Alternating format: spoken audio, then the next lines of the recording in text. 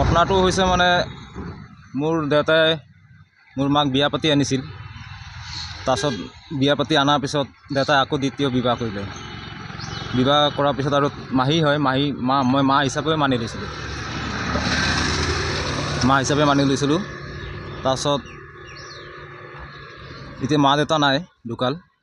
এতিয়া ৰাইজে মানে মোক ইয়াতে লিখা আছে, ৰাইজে লিখি দিছিল মোক যি হিচাপে সেই হিচাপে মই মাটি নামজাৰি কৰিব দিয়া নাই। বিষ্ণু হেমব্ৰমে মোক মাটি নামজাৰি কৰিব দিয়া নাই। ইয়াত দালাল কোন হয়? এইটো মাহীৰ ল'ৰা। ইয়াত দালাল সোমাইছে শিৱকান্ত টুডু। বিষ্ণু হেমব্ৰমে আপোনাক কি এইটো নামজাৰি কৰিব নিদিয়ে? কৈছে এতিয়া নামজাৰি কৰিব নিদিম আৰু তহঁতে কৰিব নোৱাৰিবি বুলি কৈছে। আমাক ইমান দীৰ্ঘদিন পৰা কষ্ট কৰিছে মুখ্যমন্ত্ৰী ডাঙৰীয়া শিৱকান্ত টুডু এনেকুৱা আমাক হেৰি কৰি আছে।